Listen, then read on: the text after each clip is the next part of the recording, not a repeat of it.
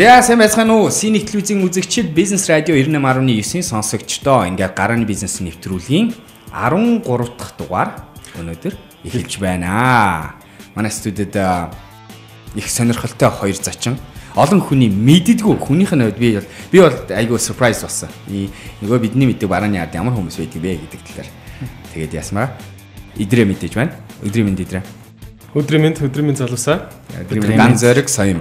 Яа өдрийн мэнд. За манай нэвтрүүлэгт ирсэнд баярлалаа.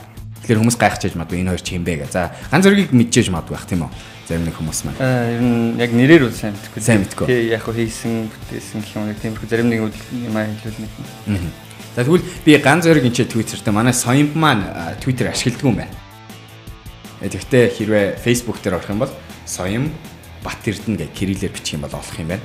За тэгээд ганц зөргийн Twitter J ганц зөрг Twitter J ганц зөрг гэж байна. Тэгээд cloud based POS development үүлэн тооцоололт суурьсан casing application хөгжүүлэлт гэсэн игүүлэн цэг юм байна гэсэн вебсайттай профайл байгаа юм байна. Одоо 833. Тэгээд cover зургийг харангуут I restaurant гэсэн нэг юм байна. Тэгэхээр яхахгүй биднээс энэ тухай ярина. Маш сонирхолтой гол бүтээгдэхүүн байгаа. Төрөөхөн идрээ харсан тийм ээ. Идрийг бараг нь хараагүй байж байгаа өнөөдөр. Нэг хэсэгт ангаасан шүү. Тийм гой бүтээгдэхүүн байлаа. Яхахгүй би ч гэсэн анх харуулаад тэгэл маш их чанартай үнэхээр мундаг бараа санагдсан. Тэгээ соён бас энэ дээр ажилласан баг тийм үү? Тий, манай соён болохоор гол хөгжүүлэгчээр ажилладаг. Ерөөсөө тэгээд нөгөө back end, front end бүхэл хөгжүүлэлт хийж гардаж хийж өгч байгаа. Манай нэвтрүүлгийн дөрмөг мэднэ. Бид нэг мэдээ хүргэдэг байсан. Сүүлийн үед өөрчлөөд манай эдрэгийн санаагаар бүгдээрээ мэдээ маань цаг үетэйгээ зохицох байдаг болохоор нэг богино хугацаанд нэг тийм сонирхолтой зөвлөгөөнүүдийг бусдын тавьсан гой зөвлөгөө өгье гэж байна. Би эхлэх үе хийлээ. За надаар эхлэе дөө. Ер нь Око бит хоёр сүүлийн үед час хийсэн нэг ганц хоёр хэрэгтэй яг гарааны бизнес эхлэе явж байгаа залуучуудад зориулсан мэдээлэл хүргэх гэж шийдсэн. Тэгэхээр өнөөдөр миний хувьд бол 2.5 гэдэг нэг тийм алтан дүрм дугаарыг тоог хүргэх гэж байна. Энэ ямар учиртай вэ гэхээр ихэнх стартап буюу гарааны компаниуд маань ментор хажуудаа ингэж зөвлөж авч явдаг илүү туршлагатай хүнийг авдаг. Ингэснээр маш их мэдээлэл, network мөн бусад тэр хүний чадруудаас компанийн амжилтад одоо нэмэр болох боломж бүрддэг. Гэхдээ ихэнх стартап эрхэлж байгаа залуучууд маань энэ хүндээ бид нэр төлбөр төлөх ёстой мó, хувьцаа өгөх ёстой мó, ер нь энэ хүнтэй яаж харьцах ёстойгоо сайн мэддэггүй. Ер нь бол ментор хүн ихэнхдээ өөрсдөө амжилттай мөнгөний хэрэгцээ баг байдаггүй хүмүүс байдаг. Тийм учраас стартапууд мөнгө төлөх нь ер нь бол утгагүй сонголт байдаг. Хоёрдугаар стартап маань өөрөө учиргүй сайхан амжилт үзүүлээгүй бол хөрөнгө оруулагчаа менторыгаа хөрөнгө оруулагчаар татах нь бас ихний үед жоох эвгүй байдаг. Тэгэхээр ер нь яах ёстой юм бэ гэхээр тийм туршлагатай хүмүүсийн өгдөг тоо байдаг байна. 2-3 удаа яг час хийсэн юм дээр тусламж хүс. Тэрнээс цаашхыг бол үнэхээр чи амжилттай байх бол эхний хэмжээний хөрөнгө оруулалтаа хөнгөлөлтөө нөхцлөөр ч юм уу хөрөнгө оруулагчаар орох нөхцөл олго. Үнэхээр тэр хүн яг за би ер нь мөнгөөр авъя гэх юм бол минутаар нь тооцоод зөвлөгөө өгөхт нь мөнгөний өгчээ гэдэг юм байна. Алдартай хөрөнгө оруулагч энэ бол бүр тэр үнэтэй хүн байгаа те. Марк Кьюбен гэх хөрөнгө оруулагч бүгд мэддэг байх те. Энэ хүн бол 1 минут яриагаа $170 үнэлт юм билээ. Зөвхөн гэхдээ Монголд бол энэ шал өөр ханш бахаа. 1 минут нь $70. Тий. Тэгэхээр эцсийн дүнд ментороосаа 2 удаа үнэгүй асуулт асуу, 3 дахьт нь ямар нэгэн байдлаар хачин хариулах талаа бодож эхлээрэй. Зөв. Ментор гэдэг асуулт маань Монголд айгүй бас шин зүйл тийм ээ. Ганц зэрэг соён бие ментор байдаг уу? Харамсалтай байх. Харамсалтай байхгүй.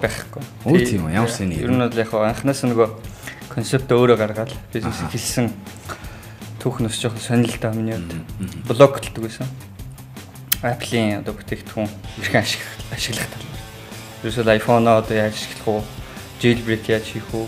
Янз бүрийн одоо tweak-үүдийг яаж суулгах уу гэдэг блогийг сонирхлоороо хөтлөж эхлээл. Тэгэл энэ бизнесийг ер нь эхлүүлж ирсэн. Тэг яах вэ? Хоёлаа яг уулзчихсан санаж байна. надаа iPhone дурлсан тухайгаа ярьжсэн тийм ээ. Нэг санд Nokia-гийн хамгийн сүүлийн ингээл үнэтэй авцсан явж байгаа. iPhone хуучин iPhone 2 хараад тэгээд дурлж исэн гэж хэлсэн юм. Тэгээд тэрийнхээ локийг байхгүй болгочаад локд болгочаад тийм үү. Өөрөө өөртөө ментор хийгээл явсан юм байна. Тийм ерөөсөл яг тухайд ажиллаас гарчаал нэг газар ажил хийж байгаа ажлаас гараад ихэд хийх юмгүй байсан. Тэгээд нөгөө Nokia-гийн хамгийн сүүлийн утас байсан. QWERTY keyboardтай. Тэгээ нөгөө утсаа авчиж хуучин утсаар шилжиж байгаа. Дээр нь мөнгө өгч штэ. Тэгээ тэрний хойтлолд ингээд жоохон шин би зөхөгдсөн. Тэгээ яг хуу гэртээ авчиж шууд компьютер залгаал. Ерөөсөө л одоо юу гэдгийг инстинктээр гэхэд хаашаа юм. Зүгээр ерөөс шинэ утас залгасан бол erase хийдэг ч гэдэг юм. Тийм нэг логик байд юм шиг хүнд. Залгаал апдейт дарсан. Тэгээ бахгүй нөгөө тэгэхээр локд болцсон. Тэгээ нөгөөтгөө нухаад нэг 2 шин нойр үсвч. Ерөөсөө тэг тасралтгүй ингээд суудсан. Тэгээ нөгөөтгтөө бүр ингээд нэг одоо татагдаад тэгээ нөгөөтгөө зөвхөн аналог хийх төдий биш. Янз бүрийн юм суулгаж болт юм байна. Өөрийн хүслээр одоо утсандаа янз бүрийн одоо зураг хөрөг оруулж болт юм байна. Тэгээд ер нь системийг бол нээлттэй байлгаж бас болт юм байна гэдгийг хараад тэгээд ер нь iOS-ийн хүн болж эхэлсэн юм байна шүү дээ. Тийм тэгээд нөгөө Apple fanboy гэдэг нь болсон да. Fanboy болонготой гэхдээ developer бол биш шүү дээ. Яг программист бол биш, код бичдэггүй тийм ээ. Яг энэ чинь соён борж ирсэн тийм үү? Тийм. Соёнтой одоо яаж таарсан? Та хоёр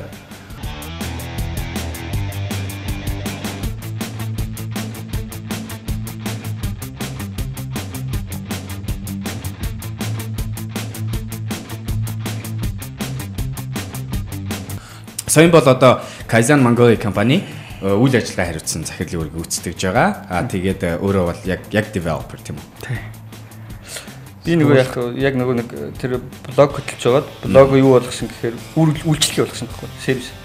Нөгөө блог дээр бичингүү чи хүмүүс хандна. Тийм. Бичнээ блог дээр дэлгэрэнгүй тайлбарлаж байгаа боловч хүмүүс нөгөө асуулт асуудаг байхгүй. Өөрсдөө чадахгүй. Тэнгүүтээ iPhone гэдэг нэг жоохон хэцүү системтэй болсон гэдэг ойлголттой. Тэгээд технологийн талын сонирхол байхгүй бол нөгөө хүмүүс чинь блог дээр байгаа утсаар холбогдсон мессенжерээр тэгээ үйлчлэгээ явуулаад үйлчлэгээнийхээ дараа юу харсан гэхээр урсгал үүсчихэж байгаа шүү дээ хүмүүс юм. Тэнгүүт нөгөө системж дагаад хөгжиж эхэлж байгаа тийм. iOS 3, 4 гэдэг ингээ гараад эхлэнгүүт за ерөөсөө энэ бол бизнес байж болох юм гэдэг ийм дүгнэлтэнд хүрсэн. Тэгэл шууд за ерөөсөө энэ бизнес юу компани байгуулад явъя гэд тэгээд зар тавьсан. Зарын дагуу соён борж ирээд. Соён урд нь тэгэхээр эн чинь энэ үе бол одоо нөгөө Objective C-гэр боёо тийм ээ iPhone-ы одоо iOS-ийн програмчлалаар бичдэг хүн байгаагүй үстэй. Тий, ер нь бол хойдол цөөхөн л байсан. Цөөхөн байсан. Өөрөө сурсан. Тийм дөнгөж сургалт төгсөөл орж ирээд. Юу гарч энд өөрөө сууж байгаа л Temst програм хангамж. Temst програм хангамж. Зөв. Тэгээл энд орж ирээл ганахдаг гэсэн үг л. Өтөржингөө болддог байсан. Хоёр за би офисын төсөөлөх гэдэг юм л да. Хаана ямар юм байсан баг вэ надаа. Мөнгө хаанаас олсон бэ? Яг энийг ихлүүлэх гэж тэр оффист энэ хоёлаа сууж гисэн үү? Өөр зарим нэг улсууд байсан л да. Тийм тэгээд тухайн тэр үед байсан улсууд бол одоо байхгүй. Яг тэр үед байсан хүмүүсээс бид хоёр л байна. Хойд нэг 3 4 хүн л байсан л да. Офис бол тээврийн төвчөнд ойролцоогоор нэг 10 20 м квадрат байлуу да. Яг хэдэн он бэ? 2011 онд. 2011 оны 6 сард. 6 сарын 15 гэж ер нь аль бисээр явагдیں۔ Би нэг бүр дээр хийзээ байлаа нэг iPhone 50,000-аар аналог хийлгэжсэн санаад байт. Та хоёр хэдээр аналог хийдгэсэн? Тэр чинь тэгэл янз бүрэлтэй. Нэг 2012 оны 9 сард билүү? 11 оны 9 сард нэг iPhone 4 анх гараад тэгээд хүмүүс мэдэхгүй баахан төгжөлт утас аваад Америкт захиал аваад бүгд төгжөөтэй. Гэсэн дараа жилийнхэн 4 сар хүртэл төгжөөтэй. Хэвээрээ байсан байхгүй. Хүмүүс зүгээр харахад барихаас өөр байгаа. Зүгээр хараад үздэг зарим шүүгэндээ хийдсэн.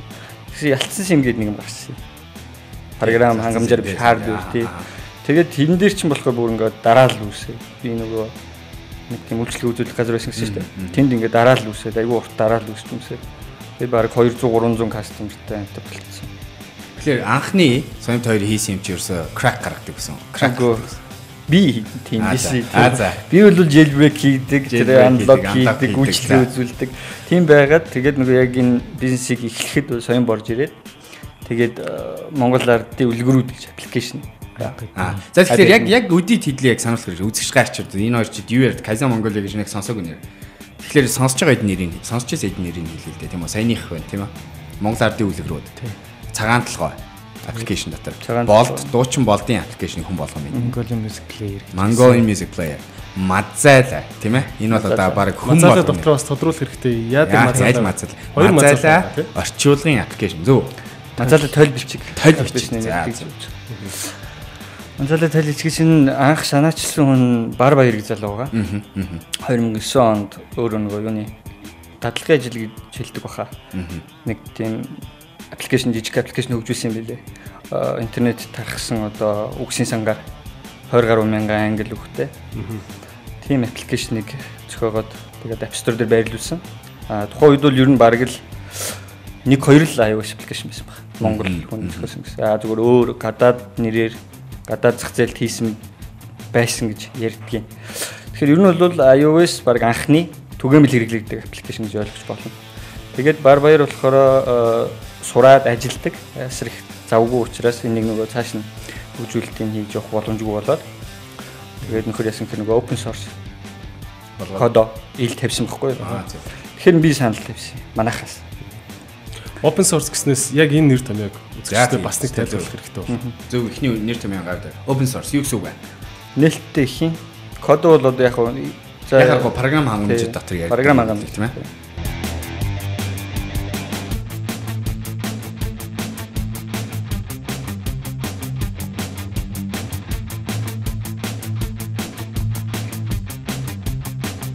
За тэгээд юу гэсэн дахиад хэлээ. Тухайн хөгжүүлэгч одоо ямар нэгэн програм, аппликейшн хөгжүүлж байгаад тэгээд тэрийгэ бусдад нээлттэй кодын нэр хүн ороод харч болно тийм ээ. Хэрэгжилж болно, ашиглаж хийж болно.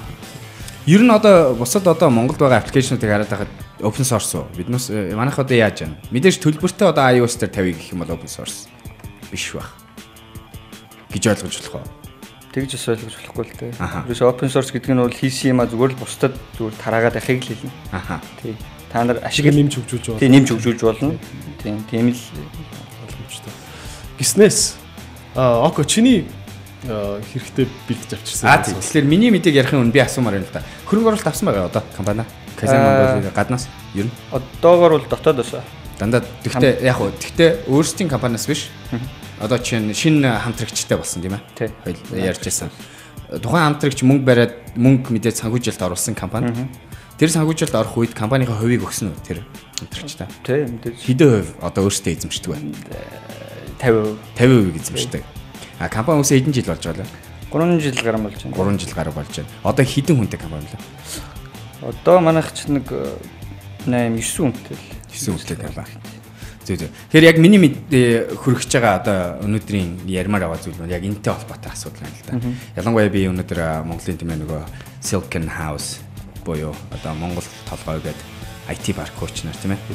Паркийнхантайгаа уулзаа явж байхад энэ асуудал дандаа гардаг шүү гэж ярьжсэн. Тэгээд энэ нь одоо Монгол гарааны компаниуд ялангуяа технологийн чиглэлийн стартапуудын нэг буруу ойлголт нэг юм байдаг. Тэг яхахгүй биднээс экосистем нь байхгүй болохоор хүмүүс энийг мэддэггүй гэж байна. Энэ маань юу гэсэн үг вэ гэхээр тэгээд би нэг LinkedIn дээр тавьсан артиклийг энэ дээр үнэлж ярмаар байна л да. Үүсгэн байгуулагч нар тийм ээ. C буюу Series C гэж ярьдаг тийм ээ. Одоо мөнгө босох үед эхлээд seed funding буюу үндсэн одоо үндэслэлийн хөрөнгө авдаг. За тэгмээ анхдагч хөрөнгө. Тэгээд дараа нь Series A буюу анхны мөнгө босгож байгаа гаднаас авч байгаа санхүүжилт чинь BC гэж явдаг. Тэгээ энэ артикл маань юу гэж яаж байгаа юм бэ? Үүсгэн байгуулагч нар C funding буюу 3 дахь удаагийн funding авсны дараа компанийн хэдэн хувийг авч үлддэг юм бэ гэдгийг судалгаан дээр үнэлж үзүүлж байна л да. Манай Монгол стартапыг юу гэж боддог вэ гэхээр хөвчлэн 60% 70% авч үлднэ гэсэн баталтай байдаг юм шиг байна. Хэрвээ хэдлээ түүхний том компаниудыг харах юм бол одоо Bill Gates-ийг хүртэл сая л одоо хамгийн сүүлийн бидний ширээ зарлаа тийм ээ. Steve Jobs-ийг ч гэсэн айгүй цөөхөн байдаг. Ер нь бол энэ артиклаар бол ярахад хэрвээ амжилттай хийсэн нөхцөлд 20-30% авч үлддэг гэсэн байна. Амжилттай гэдэг утгаараа тэр маань раунд болгон дээр буюу үе болгон мөнгө босгох үе болгондоо компани үнэлгээ өөрчлөгдөөд тэгээд зөв хүмүүнээ олж зөв санхүүжилт авах юм бол компанийнхаа хувийг өгдөө гэж байгаа. Ихэвчлэн эхний анхдагч үе дээр 50% өгдөг гэж байгаа. Гэхдээ тэрний дараачийн үе дээр очихоор тэр 50% маань үнэлгээ багасаад тийм ээ. Тэр утгаараа буцаад одоо 50-аас арай бага хувиа өгсөн болж хувирдаг гэж байна. Тэгээд одоо энд маш их гой судалгаа байна л да. Буюу үе дээр Үүсгэн байгуулагч нь 100% санхүүжилт босгоос 100% А үе дээр 50% болж байна. Гэдэг нь А үе үстэй тий. Тий, А үе дээр 50% болж хөрөнгө оруулалт аваад B үе дээр 35% болсон байна. Гэхдээ энэ дээр нэг тодруулах зүйл нь А үеийн хөрөнгө оруулалт гэж юу нэр шиц заншсан. Энэ нь болохоор яг хувьцаагаа гадны хөрөнгө оруулагчид тий зардаг. Энэний өмнө бас нэг seed буюу бүр Angel гэж ярьдаг тийм ээ. Angel гэж ярьдаг. Бүр илүү жижигхэн хөрөнгө оруулалт байгаа. Энэ ерөнхийдөө ер нь нэг 10 дотор л яригддаг. Одоо жишээ нь Angel хөрөнгө оруулалтын маш олон инкубаторууд байдаг. Зөвлөгөө өгөөд дээрэс нь бага хэмжээний мөнгө өгснөхийн төлөө бага хэмжээний хувийг авдаг. Гэхдээ компани эрсдэл өндөр үед хөрөнгө оруулсан учраас бага мөнгөөр нэг 10% авдаг ч юм уу те. Жишээ нь Y Combinator гэж бид өөр ярих дуртай. Тэр бол ер нь хавтгай 8% авдаг. Ихэнх хувь хүмүүс одоо friends and family round гэж ярьдаг те. Тэр бол найзуудаасаа эхэлж мөнгө цуглуулдаг. Тэгэхдээ дандаа нэг 10 орчим хувийг л өгдөг. Тэгээд дараа нь яг өөрийн гэсэн бүтээгдэхүүнээ гаргачаад тэн дээр мөнгө босхийг гэдэг. Бүтээгдэхүүнгөө бүр зөвхөн idea санаан дээрээ босхийг seed гэдэг байгаа тийм. Маш гоё юм лээ. Y Combinator эсвэл Techstars эсвэл Seed Accelerator гэдэг Европын ер нь түрүүн яг айгуугаа юм хэлээ л дээ. Ихэвчлэн хэрвээ та гарааны бизнес хийж байгаа бол $50,000 хүртэлх мөнгө авдаг. Энэ үед үндэслэлийн буюу анхдагч хөрөнгө дээр тэгээд яг эдрийг хэлснээр Америкт бол 8-аас 10% өгдөг. Европ ч гэсэн тэрнээс нэг арайж гэхдээ яваад 15%-аас илүү өгдөг. Манай Монголд $50,000 өгчөөд ихэнх компаниуд 40% авсан байдаг. Тийм ээ. Тэгэхээр энэ яг нэг систем байхгүй. Дээрээс нь яг компани үнэлэмж арай өөр гэж болох л доо. Одоо илүү ирээдүйтэй том зах зээл дээр компани үүсгэх гээд анхны үнэлэмж нь арай өндөр гардаг ч юм уу тий. Гэхдээ л ерөнхийдөө хамгийн анхны найзуудаасаа авч байгаа мөнгөн дээр бол 10%-аас илүү өгч болохгүй гэж байна. Тэгэхээр иймэрхүү сонирхолтой тоонууд байна. Яхахгүй хэрвээ бид нас барууны оронд байгаад энэ одоо VC Angel гэдэг системүүд үүсчихсэн тийм ээ. Тэгээд гарааны компаниудыг олон удаа ингээ гаргаад тэгээд exit хийчихсэн буюу одоо хувьцаагаа хүртэл гаргах төвшөнд орчихсон үед бол ийм систем тогтцсон байдаг юм байна. Тэгээд энэ тоог одоо Монгол гарааны бизнес хийж байгаа залуучууд мэдэх хэрэгтэй гэж бодоод өнөөдөр ярьсан байгаа. Яг тэгэхээр IT парк дээр байдаг 11 инкубаторт байгаа компани байдаг юм байна. Тэр компаниудын маань хувьд магадгүй энэ талаар бас яг суурьтай мэдлэг байж магадгүй гэсэн юм санагдав. За ийм мэдээлэл Kaizen компани талаар ухаж эхэлцгээе. Тэхүү. Тийм. Одоо хамгийн одоо Мазала модны бүтээгдэхүүнүүдээс нь ярьж эхэлсэн. Mazala application. Мазала надад ихгүй сони юм байсан. Mazala application-ы зорилго ондоо болсон гэсэн тийм үү? Энийхээ тухай ярьж. Mazala application-ыг нөгөө баруун баярын зөвшөөрлөлтөөр хуучин үгсийн сан дээр нь сурлаад биднээс кодын шинээр хийгээд user interface-ийн ч гэсэн шинээр хийсэн. Хэрэглэгчид харагдчихсан. Тэгээ ямар зорилго тавьсан гэхээр ерөөсөө тухайн үед ийм судалгаа ерөөсөө байдгүйсэн. iOS хэрэглэгч, iPhone хэрэглэгчний судалгаа гэж ерөөсөө байдгүй.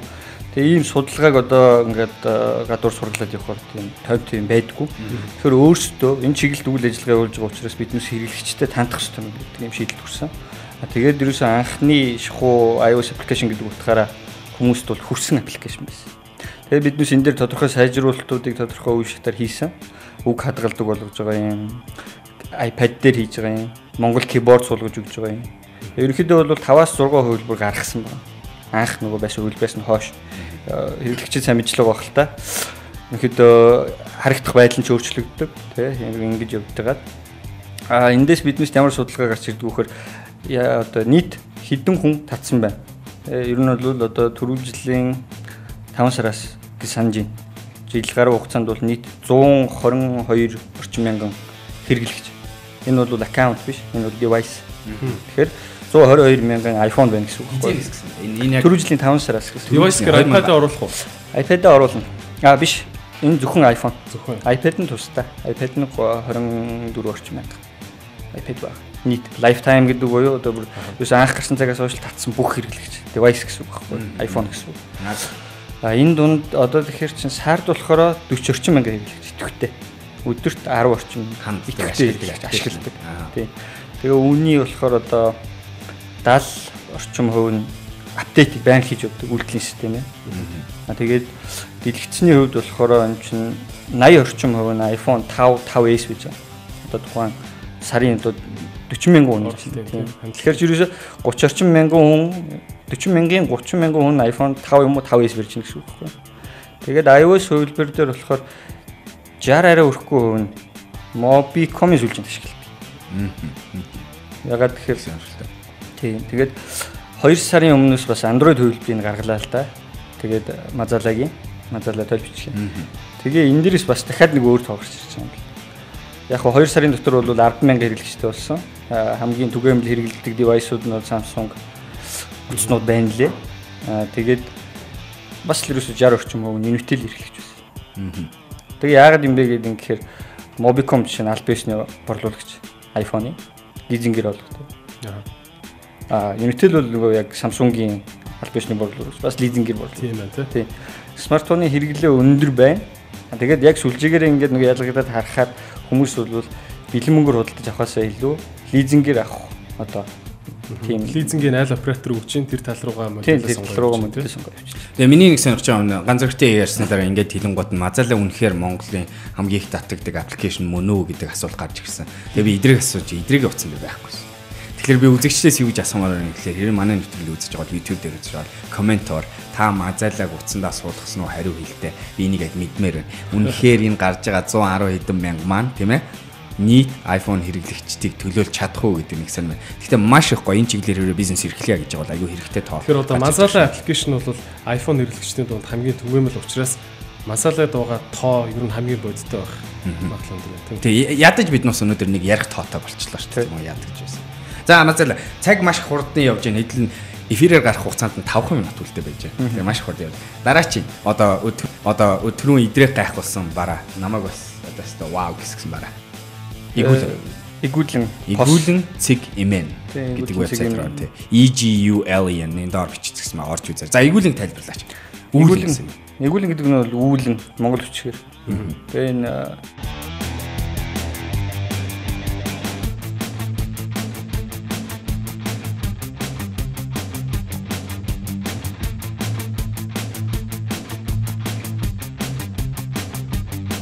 Cloud POS буюу үүлэнтэй хоцрол суурилсан POS гэдэг маань өөрөө касын систем.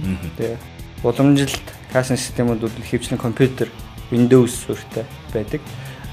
Том овортой, заавал одоо 200 орчимтой тогон залгаатай байх хэрэгтэй. Хөдөлгөөнд авч явахд бэрхшээлтэй тийм байдаг. Энийг iPad-ээр оржуулах гэдэг. Үүлэнтэй энийг ярьж байсан тийм ээ. Тий, тэгээд энэ iPad-ийн шийдлийг харсан. UX-ийн хувьд бол даавуу. Яг ганц зэрэг өөрийнх нь нөгөө бид түр хэлжсэн шүү дээ. Self-proclaimed UX expert гэж байна. Соём болохоор яг кодыг хийн, яг хийх юм хийн. Энэ хүн болохоор баахан шүүмжилдэг тийм үү? Хийгээл барай очихоор юу хэцүү юу ажиллах юм бэ? Үгүй ээ. Ийм хүн чухал уу компани? Маш чухал. За яаж ажиллах вэ та хэд одоо энэ баг. Яг харахгүй би хараад бол би өөрөө бас UX аягүй голох дуртай. UX гэдэг нэг тайлбарламаа. Тий, хоёр дахь үг хэллэг маань орж ирж байгаа шүү. Энэ бол user experience гэдэг үгний товчлол. Тэр нэг хэрэглэгч device дээр нэг үйлдэлүүд хийх тухайн систем програмыг ашиглахад хялбар байх боломжийг бүрдүүлэх user experience гэж. Хэрэглэгчтэй харьцаж байгаа тэр нүүр нь дизайн орж байгаа хэсэг нь хялбар орж байгаа. Тийм ээ. Одоо тэр рестораны аппликейшнийг нянгуудаа эхлээд юу гарч ирэх хэвээр. Нүүрнээр нь тийм олон опшн гарч ирэх, сонголт гарч ирэх нь зөв үгүй юу, тий? Энэ гарч ирж байгаа тэр үг нь том байх нь зөв, буруу байх нь зөв. Би одоо юу рестораны менежер байгаад энэ юмыг харъя гэвэл хэдэн алхамд авчиж ингэж очих уу гэдэг, тий? Ер нь тэгээд нөгөө нэг товчиг байрлуулахад бас хуруугаа хүрэх тэр зайгийг бас бодолцох хэрэгтэй. Жишээ нь нэг товчиг дарахад бол хуруугаад ингэ заавал сунгах шаардлага байна. Эсвэл нэг юмд хүрэхийн тулд заавал 2 3 дамжих шаардлага байна уу гэдгийг л одоо UX их гоё харагдсан. Дизайн бас айгүй гоё харагдсан. Надад цэвэрхэн хатгаа дизайнтай. Энэ дизайн дээр аутсорс хийсэн үү? Үгүй. Зөвхөн яг манай графикийг гаргасан дизайнер. Ерөөс яг юугаар зөвхөн баг одоо аппликейшн дизайнер дагж хийж байна л да. Тэр хүн 3 жил. Тэгээд игүүлэн аппликейшн өөрөө API гэж яригддаг тийм. Янз бүрийн API гэдгийг би бас сайн бүр тайлбарлуулмаар байна. Ямар API-нуудтай ингэж нийлж ажилладаг вэ?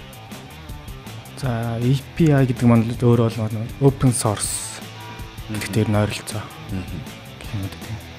Өөрийнхөө аппликейшнийг бас нээлттэй болгож өгөөд тийм бус хүмүүс ашиглах боломжийг бий болгож програм бас хамтарч хооронд нь холбож болдог юм. Жишээ нь танай POS системийг би нэг асууж байсан. Энэ принтертэй ажиллах уу гэ. Бид хоёр анх кофе шоп дуулцчихсан тийм. Энэ принтертэй ажиллах уу гэ цаанаас Epson-ы нөгөө юу гэдэг вэ? Receipt хийвэлдэг тийм касын принтертэй ажиллах. Хэрэн зориулж API гэж юм тийм үү? Хэдэн жил ажилласан бэ? Яг харахгүй мундаг бараа гараад ирсэн. Энэ миний нөгөө сонирхож байсан зүйл тэр шүү дээ. Жил гараа. Тэгээд нөгөө дараачийн асуусан юм тэр байгаа тий. Рестораны юм хийж байгаа юм чи ресторантай хамтарч ажилласан уу? Яаж одоо өнөөдөр тэр эцсийн хэрэглэгч болох ресторануудын юу гэсэд байгаа ойлгосон юм бэ? Энэ процесс нь яаж үүдэх юм бол юу? Silk Road ресторантай эхнээс нь хамтарч ажилласан. Ерөөсөө юу үйлдэлүүдээ гаргахаас эхлээд эднийхтэй хамтарч ажиллаад тэндээс хэрэглэгчийн шаардлага буюу ресторан одоо ямар аппликейшн ажиллах ёстой бэ гэдэг шаардлагуудыг бүгдийг аваад эхний хувилбараа түрүү жилийн 9 сард Мексикан ресторан Silk Road нэг үйл ажиллагаатай л дээ. Тэгээд тэнд ингээд анх одоо дөнгөж нэгдсэнээс нь хойш л ерөөсөө нэвтрүүлж эхэлсэн. Тэрс анх нэвтрүүлээд бол бит хоёр тэнд баг 7 хоног 10 хоног өглөө нэгтгэхт нь очиод орой хаагдах. Тэгээ бүр ингээд зөөгч шиг нөгөө падаа барьсан гүйжидэг эсвэл касын принтер дээр нь очиод хэвлж өгж идэг ч үгүй юм тий.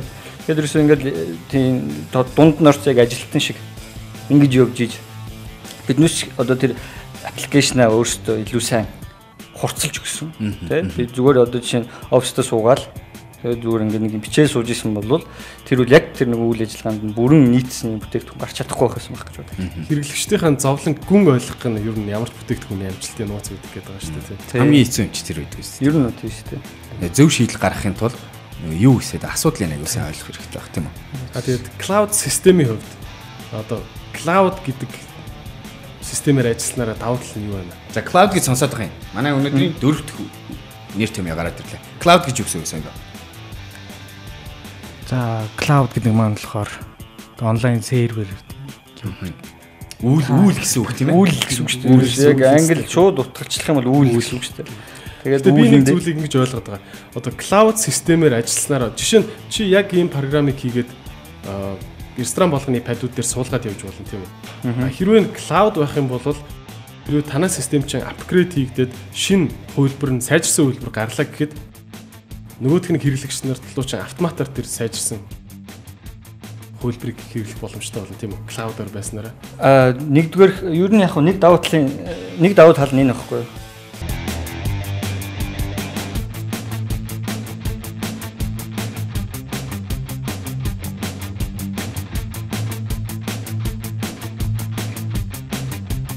Хэрэглэгчийн шинжилгээг тэр даруй цаг алдах баав. Ер нь хамгийн гол давуу тал нь бол ерөөсөө хаанаас ч бизнесийн үйл ажиллагаагаа харж, шанаж, удирдах болно. Гэрээсээ ч болно. Гэртээ сууж байгаа л одоо манай ресторанд хэдүүн үйлчлүүлж байна. Эдийн захиалга идэвхтэй байна. Хоолн бэлэн болж байна уу? Тий, ерөөсөө тийм. Тэр их таалагдсан. Менежер нь өнөөдөр заавал ресторан дээр байхгүй аппликейшн тавьгаа байх юм бол өөр хооронд байж байгаа ч гэсэн яг энэ ширээн дээр хин суусан байна гэдэг хүртэл авч болж байгаа юм. Бараг л хэдэн хүн суусан байна тийм ээ. Яг одоо хүргэж байна, хүрэхгүй байна хүртэл одоо таваанд галт таваанд ямар доголдол үүсч чинь гэдгийг харж. За тэгэхээр эргүүллийн системийн хувьд дараач хаалх нь юу вэ? Зорилго юу вэ одоо? Одоо яг зүгээр эхний ээлжинд биднээс яг хөгжүүлэлтэн дээр жил ганц суучлаа. Тийм тэгээд нэлээд сайн бүтээгдэхүүн гарсан гэж одоо найдаж итгэж байгаа. Биднээс аль болох бүх одоо жижиг гэлтгүү тэр алдаануудыг шахаж гаргаад ихэд одоо бол нэг тийм бүтээгдэхүүн бэлэн боллоо гэж үзэж байгаа. Тэгээ одооноос бол идэвхжүүлэлт борлуулалт явагдана. Хоёр дахь шат юу бол арга хэмжээ бол борлуулах гэдэг дотоодын зах зээлтэй. Хэдэн одоо яг хэдэн хэрэглэгч ашиглаж байгаа? Хэдэн газар ашиглаж байгаа вэ? Бидний мэдих бас Silk Road, Mexican, Guantanamera ер нь яг 13 байгууллага ашиглаж байна. Шинэ дэлгүүр Rocket Food, Street UB Food тэрийг ашиглаж байгаа юм л шүү дээ тийм үү? Шинэ карт. Сод тулгын. Тийм андуурч тий. Нэрийг яаж андуурч тий ашиглаж байгаа. Тий тулгайг. Олон улсад гарах ирээдүй байна уу? Бага. Энэ бүтээгдэхүүн. Англи хэл дээр хийчихсэн байгаа системаа. Би дурч үзсэн. Надад англи хэлээр ажилласан.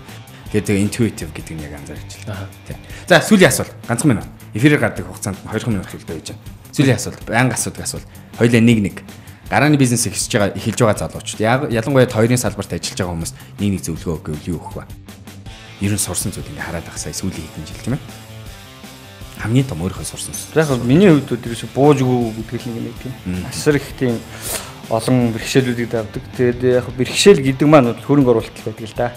Хэрвээ хөрөнгө оруулалт хангалттай байсан бол энэ 3 жилийн хугацаанд гарах байсан бүтээгдэхүүн ч юм уу энэ одоо энэ үйл явцыг жилд ч юм уу бий болгож болох байсан л да. Тэгээд боловсон хүчин гэдэг нэг асуудал байдаг. Тийм. Тэгэхээр ер нь яг одоо юу гэдгийг хэрвээ бизнес эхэлж байгаа бол нэгдүгээр үнэхээр энэ бизнес ирээдүйд газар авах уу гэдгийг нэг тодорхойлоод хоёрдугаар цаг алдахгүй тулд хөрөнгө оруулалт тодорхой хөрөнгө оруулалтуудыг урьдчилсан байдлаар ч хамаагүй төлөвлөө төсөвлөө татаад тэгээд эхлэх нь байна гэж. Тэгээд шууд авахаар бас хэцүүддэг тий. Тэ ер нь тэгэл ороод тэгэл мухардсан шүү дээ. Тэгээд цаг алддаг юмнууд бол тэр л үед юм дээ. За сайн бэ. Миний хувьд бол баг бүрдүүлэх их чухал. Зөв бага бүрдүүлээрэ. Та хоёр бол хэлсэн тэгээд хэдүүлээ. Ер нь яг ажиллаа эхэлчихээд хэдүүлээ байсан бэ? Дөрвөлээ тавлаа. Гуруулаа. Дөрвөлээ. Тэгээ ерөөсөө яг бас яг зөв баг бүрдээгүй юм шиг байна тийм үү тухайд. 4 эхлээд 6 болоод 8 болоод тэгэл ингээл буураад тэгэл ингээл дахиад нэмэгдээл тэгэл яг одоо бүрдсэн байгаа баг маань бол яг 9 үнэ бүрдэлтэй. Ерөнхийдөө бол одоо бол би бол бага бүрдсэн гэж үзэж байгаа. Зөв. Синик телевиз бизнес радио стартап Монголын хамтран хийдэг гарааны бизнес нэвтрүүлгийн 13 дугаар дугаар эфирээр гардаг хэсэг нь дуусч байна. Та бүхэнд баярлалаа. Даваа гараг бүрийн 18 цагаас бизнес радио 98.9 дээр Синик телевиз дээр мөн 18 цагаас хүлээж авч үзээрэй. За баяр та. Окей. Дороо шүү дээ. Хөөе. За тэгээд YouTube-ээр үзэж байгаа бол та энэ хин ганц зэргийн Twitter-ийг дагаарай. Энэ бас яг яхаар өөрийнхөө бараа бүтээгдэхүүний талаар мэдээлэл хийлээ. Тэгээд өнгөрсөн сая тавьсан бууж өгч болохгүй гэдэг юм. Winners never quit and quitters never win гэдэг Vince Lombardi-гийн үгийг хүртэл 8 сарын 10-нд ингээд tweet-лээд суужсан. Хэцүү байсан уу? Мэдээж. Юу яг ингээд яг бүр ингээд одоо ингээд хөрхи юм хийж байгаа залуучууд толгордог асуудлууд гэдэг юм бол юу вэ? Холlywood байсан уу? Арайч л тийм юм л цайлан төхөөл нөгөө захирал зовлон шүү. Ер нь тэгээд цалин тавих төхөөл ирэнгүүчил юм тэгэл яаж юм яах вэ гэж. Тэгэл ер нь яг хөрөнгө оруулалт ер нь их үед ерөөс байгаагүй. Тэгэл ер нь өөрөө нөөц болцоо. Өөрөө нөөц болцоо гэдгийг би яг ингээд толгойд аваад байна. Нөгөө нэг хүний утсыг ингээд лок чинь unlock хийж өгнө. Unlock хийж өгнө, сервис үзүүлнэ, тэгээд авах. Тэгээд дараа нь яг дэлгүүр ажиллаж гэсэн л дээ. iPhone-ны дагалдах хэрэгсэл компьютерийн дагалдах хэрэгсэл. За тэгэхээр энэ дэлгүүр эхлэхэд таанаас юм байсан. Манай нэг сайн одоо цаанцтай ах байдаг. За эсвэл нөгөө төрөж хэлсэн нөгөө үндсэн хөрөнгө буюу шууд дэмжсэн. Гэр бүл найзуудаасаа анхны юм авсан шүү. Эдний өрөөр хэлсэн. Өөрөөсөө ямар нэгэн одоо хамаатан шатанч биш ерөөсөө. Гэхдээ хураач төлөгч байсан. Үйлчлүүлэгч байсан. Энэ хураа хэдэн төгрөг өгөө?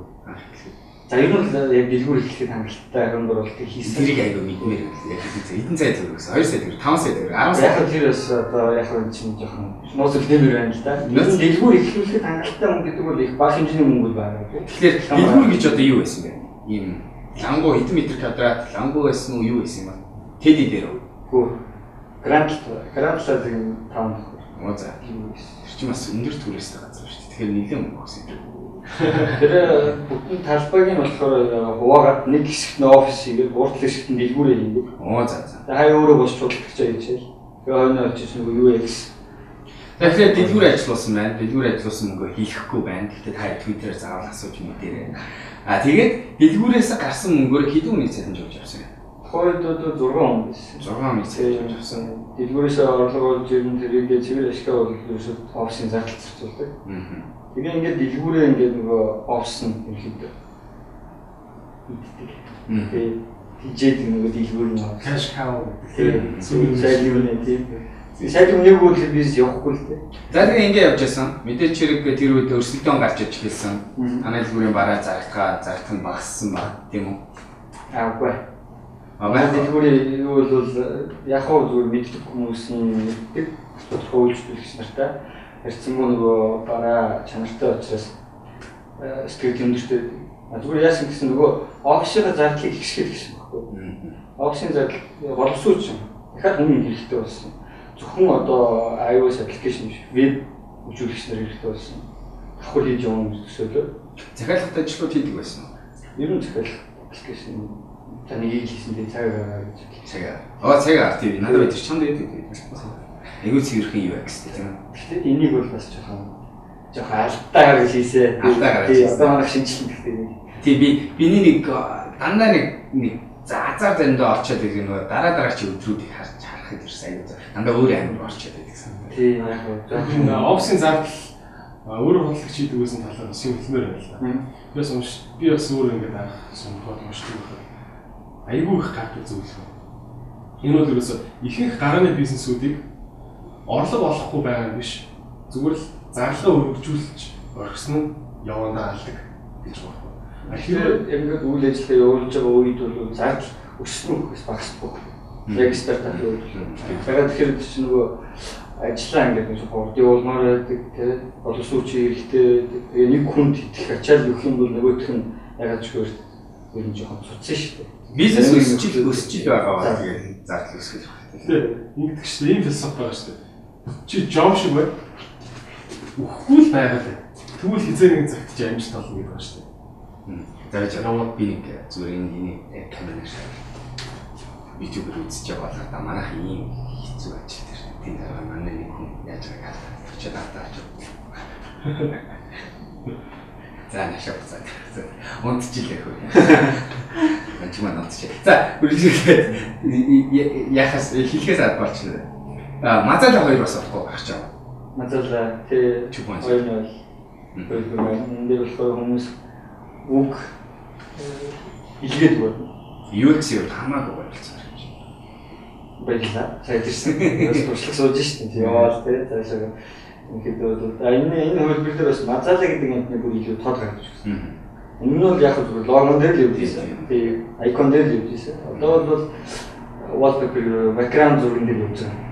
Тэгээд дотор нь ороод явах юм бол мэдээлэл нэг дэлгэрэнгүй бас мазала орж шалтгаан болно гэсэн. Тай даах гэж байна. Соёмба чи юу одоо ганцаар таар ажиллаж эхэлж чад усан бол аппликейшн хийж үзег байсан. Ти таад одоо мэдгүй юм яаж тийг зориулж болгон бүтгэн гэдэг ярьсан. Ялангуяа iPhone 2 хуучин iPhone 2 үзсэн хүн тэгж чинтэй өөрөө ойлгохгүй хүн тэг. Ойлгохгүй биш байхгүй юу? За. Би ч ерөөсөө тэр чинь ингээд дотор тийм утсаа бүр ингээд өөрөө задлаад угсардаг системийн файлууд руу нэвтэрдэг. Jailbreak хийх гэдэг маань өөрөө системийн файлууд нэвтэрч байгаа шүү дээ. Код бичдэггүй ч гэсэн ерөнхийдөө хэрэглэгч талаасаа нэлээд өндөр дадлаг туршлага суудсан. Тэгээд яг код бичихгүй ч гэсэн би зөвлөгөө өгч чаддаг байсан. Соён тэр үед эргэлзэж л байсан аа.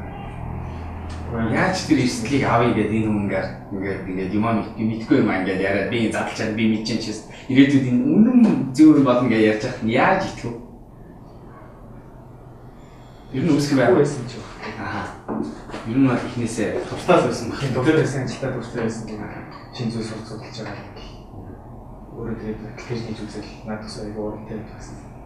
Хамтран ажиллах хэр чухал маш чухал. Энерги нэг нь ингээд шантарсан үед нөгөөх нь болно ингээд тийм ээ. Өдөөгөө дээшлүүлээд ингээд цаашаа аваад гэж шүү дээ. Ер нь бүтээгдэхүүн гаргах бас нэг чухал зүйл байна шүү дээ. Дизайны мэдрэмж гэдэг том асуудал байгаа тийм. Та ер нь хин дизайны мэдрэмжийг барьж байгаа. Бат нэг дизайн барьдаг хүн гэдэг шүү дээ. Захирал хийх байна. Дизайныг үз анханаас яг ингээд тгий ярьж байгаа л тэгэл дизайнертай хэлээл. Тэгээд нөгөө дизайн загвар гаргана. Одоо энэ фонт хэрэгжлээ. Тэгш юм. Би ер нь өөрөө жоохон юу л та өөртөгч хэн хайшаа. Зүгээр юуник жоохон perfect. Игтэйхэн хийчих юмсан. Жижиг деталуудаа ч гэсэн орхихгүй ингээд нэг араас нь ингээл. Мэдээж тэгээд туршлага байгуулсан зарим үйл алдаа гардаг л байсан. Тим үнтэй ажиллах аюу хэцүү шүү дээ тийм. Хийчээд арчмад болоогүй байгаа. Дахиад хийж арчмад болоогүй байгаа. Ер нь ачин хэцүү биш шүү дээ. Зөвлөлтөө байна гэлээ. За тэгээд ингэж явж байгаа учраас идрийг тасалчлаа. Эдэн ингэж явж байгаа цогж л авсан тийм үү? Энэ тухай яаж авав? Яаж тэр хүнд өнөдөр Монгол хүн тийм ээ? Ер нь яаж олсон юм? Тийм хүч авах юм. Энэ нөгөө iRestaurant гэдэг нөгөө аппликейшн санаа болдог 2012 оны 10 сард. Анх гараад тийм өнөөдөр нэг ихний дизайн гэдэг нэг сони юм байсан юм аа. Одоо хүнд үзүүлсэн. Сэвэт байгаа юм үстэй. Тийм биш ээ. Тийм өөр нөгөө эрт балрын гэдэг юм их сони юм. Яг юун дээр бол байгаа. Онлайн дээр бол байдаг.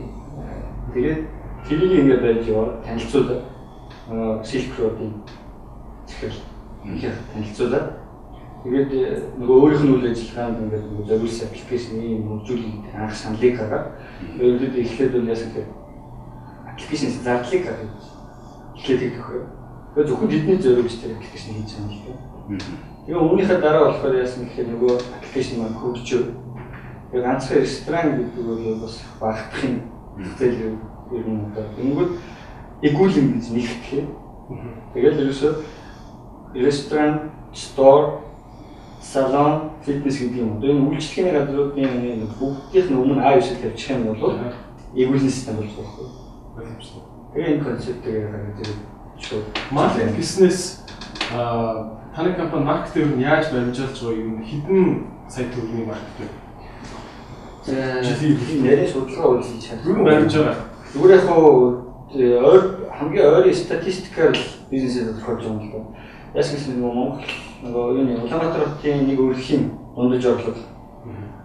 Одоо саяхны юугаар бол 1 сая орчим төгрөг болсон юм шиг.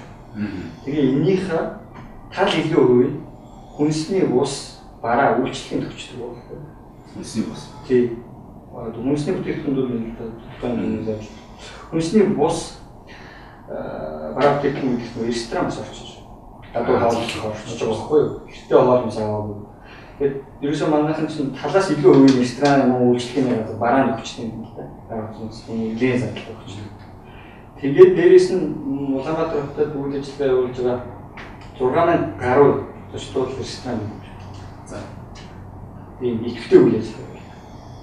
Энэ болохоор яг нөгөө жижигээс том хүртэл юм юм.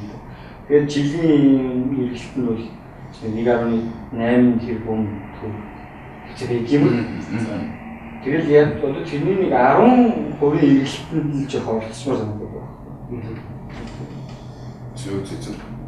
Окей. За тэгээд YouTube-ээр үздэг хэсэг маань ч гэсэн 2040 секунд үлдэж байгаа шүү.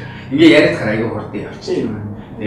Тэгээд яхахгүй бид хоёрын бас асууж чадахгүй байгаа тийм ээ магадгүй хайрын салбараа асуултууд байвал шууд холбоо явж байгаа. Анзэрэг Twitter-ээр бол нэлээд хариулдаг. Хариулах уу юм уу? Хариулаа. Чухал хариулт юм. За тэгээд өөр одоо дараагийн сюрприз биш үү? Одоо ер нь хараад байгаа дараагийн том боломж юу? Аа игүүхэнгээс гадуур бас гоё санаа байна. Хаана боломж байна? Одоо энэ зээл форум боломж байна. Одоо яг юм яригдж байгаа ч гэсэн хүн эрт биднес нэг төслөөс яриад байгаа. Онгоцсон iPad. Энэ яг манай зах зээл дээр шинэ юм боловч энэ ихэнх зах зээл дээр 2 жил гарсан болчихсон. Онгоцыг одоо entertainment системээр тоноглохын оронд $200 нэг онгоцыг тоноглож явахын оронд гэвч iPad хэрэглэж болно нөх. Иймэрхүү. Концепт гарч ирээд Америкт бол нэлээд хөгжлөө олчихсон. Авиа компани iPad сануулдаг. Тийм байна. Энэнийг бол одоо хүний эрт хамтарч хэрэгжүүлэх гэдэг. Контент албашаар авах Сингапур компани хэрэгэлцээр юм байна л та. Тэгэхээр энэ бол ямар нэг маш зовлонтой асуудалтай бас эдрийг яваад бас энэ салбарт ажиллах гэж шүү дээ тийм үү. Тэгээ миний хувьд бол яг өөрөө авиац зүйлстэй учраас энэтэй холбоотой зовлон жаргалуудыг мэдж байгаа. Гэхдээ би маш их сонирхож байна.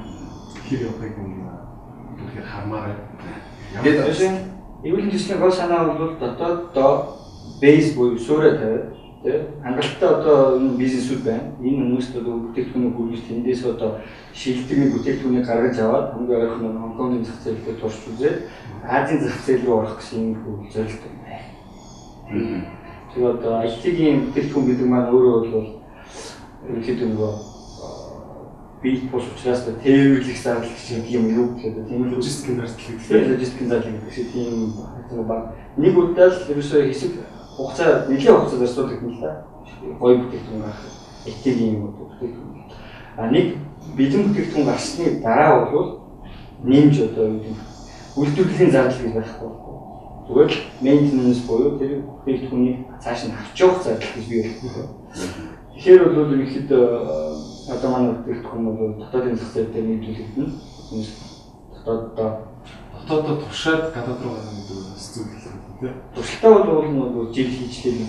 Тэгээд дахиад бас туршина л та. Энд дөнгөж одоо 10 хэдэн байгууллага төгсчөөд туршицаан гэж бодож болохгүй. Доор хаяж 500 хэрэглэгчтэй байж. Маш гурван зөвлөлтүүд байгаа юм байна. Тий. Яг одоо тэгээд би яг бараг нь хараад бол тийх хэрэгтэй гэж анх сухад банзер дээр ярьжсэн юм байна. Тэгээд унтлаач гэсэн бусад хүмүүс танилцуулъя гэсэн бодолтой байна. Тэгээд за харамсалтай цаг болчлаа. Сайн сонссон баг. Тэгэхээр одоо энэ эфирээс эхлээд 45 минут аягүй хатуу барьж явж эхэлж байгаа. Хүрэлцэн эрд ярьсан маш их баярлалаа. Тэгээд хүмүүсээ өөрсдөө шууд толгой яриад соён ганцаар байж толгой яриад. Онлайн киноны аягүй сонирхолтой нэгдүгээр анги үзсэн юм шиг санагдаж байна. Тэгээд цаашаа эпизод. Тэгээ удахгүй яхахгүй одоо игүүлийн хэр амжилттай болж тэр талаар хэлээ бас ирээдүйд дахин оролцож ярих хэрэгтэй юм шиг. Нэвтрүүлэгтээ урьж оролцуулсан та бүхэнд баярлалаа. Тэгээ ер нь бол аягүй хурд өнгөрсөн. Яаж юус амьдсан бэ? Тэгээ яг нь зөвлөө. Тэгээ зүгээр шүү. Зарим нэг нууц ресторанаар байлгаж байгаа. Харилцаа гэсэн хүмүүс нь шууд харилцаа. За баярлалаа. Баярлалаа.